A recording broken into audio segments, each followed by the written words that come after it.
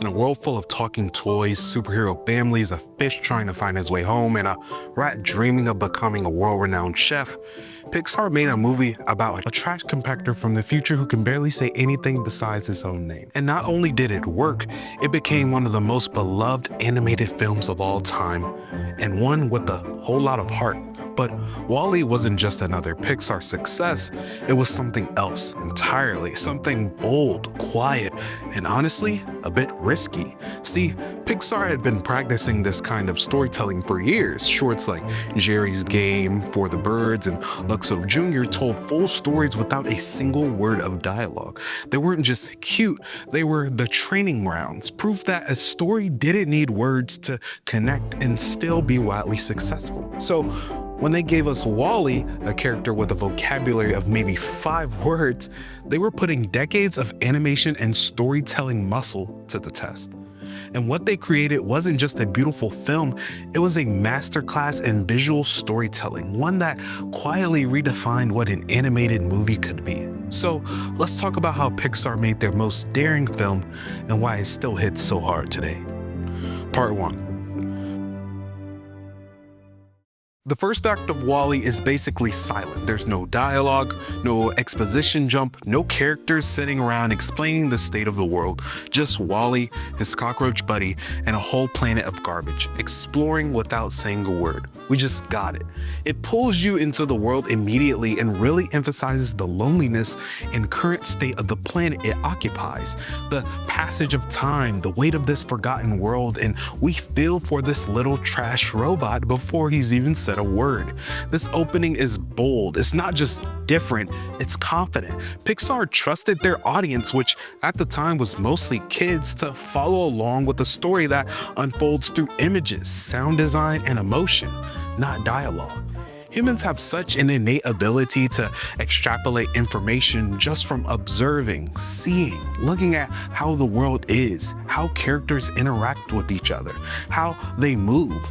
WALL-E may not have said a word, but everything that needed to be explained was explained. It honestly feels more like a Charlie Chaplin film than a typical animated blockbuster. The physical comedy, the timing, the way WALL-E moves and reacts, it's pure visual storytelling. Like old silent films, every moment has meaning, every look has weight, every moment serves its purpose to push the story forward. Music, it carries the emotional tone without ever feeling manipulative. It's supportive of the story. It tells us exactly what WALL-E is feeling even when he can't say it himself. It's risky for a big studio movie to start like this, especially when aimed at kids, but that's what makes it so impressive. It's Pixar at their most creative and most confident, letting the visuals do the heavy lifting, the animators do the work, and pulling it off flawlessly. WALL-E might be made of metal, but he's one of the most emotionally expressive characters Pixar has ever created, at the time at least, and he does it without facial features, a mouth, or really much vocabulary. It all comes down to how he moves, how he looks, and how he sounds, the way his eyes widen when he's curious, the tilt of the head when he's confused, that little jittery motion when he's excited.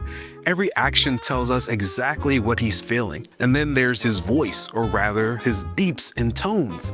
Designed by the legendary sound designer Ben Bird, the same guy who gave R2-D2 his voice, WALL-E's sounds are full of personality. They're mechanical, sure, but they're also something deeply human underneath. Even his routines say something. Watching him collect junk, sort his treasures, and rewind his VHS of Hello Dolly, it shows us who he is, which is a curious and gentle soul, someone who finds beauty in broken things, someone who's lonely but still hopeful.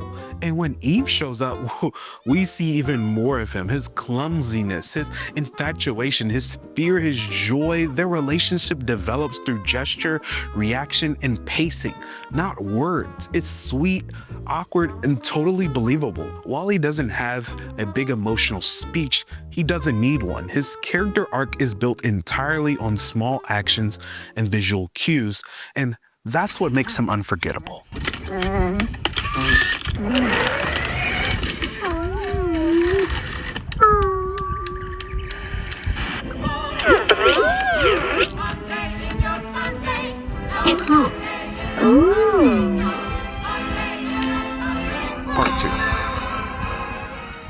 the most powerful things about WALL-E is how much of its story is told through the world itself.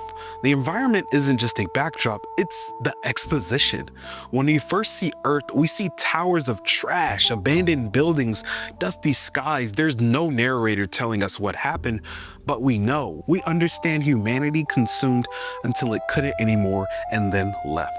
We get all that just from how the world looks and feels. That kind of visual world building is risky, but it pays off. Every object WALL-E collects tells a story. A Rubik's Cube, a sport, a locket. These aren't just Easter eggs, they're symbols of curiosity, of memory, of what's been left behind. And when he finally meets the humans, the themes snap into focus. We see the result of overconsumption, tech addiction, and corporate domination. The axiom is a floating warning sign: comfort without purpose, convenience without connection. But WALL-E's story isn't just a grim environmental PSA, it's about connection. It's about rediscovering what it means to care for someone, for something, for a future.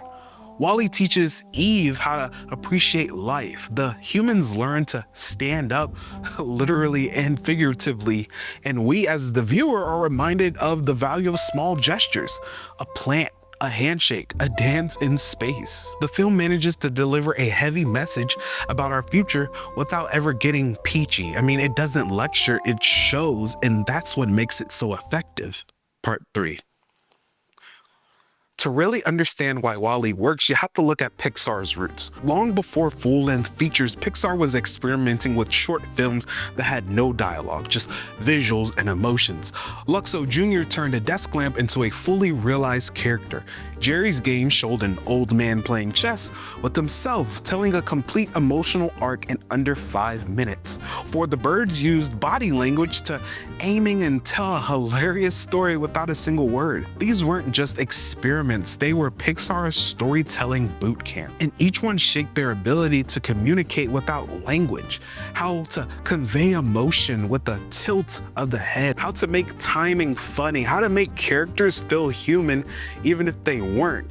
By the time WALL-E came around, Pixar had decades of practice in telling visual stories, giving us a main character who could barely talk. That wasn't just a stylistic choice, it was a logical next step in their evolution, the most daring version of that they'd been training to do all along. So when people say WALL-E is Pixar's boldest film, they're not just talking about the plot, they're talking about the form. It was the culmination of all these shorts, all the practice, all the belief in the audience's ability to feel something without being told exactly what to feel. Now, of course, this movie did have speaking lines by other supporting characters like the ship's captain and other humans.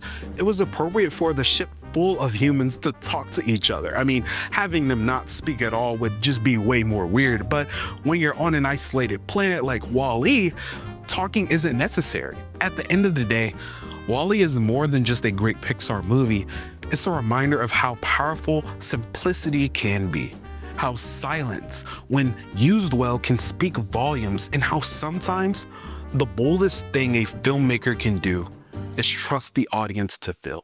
It's a movie about the future, made with heart of the past, built on the lessons Pixar learned from decades of experimentation, and it proved that when you strip away all the noise, what's left is the most important thing of all: a story that connects.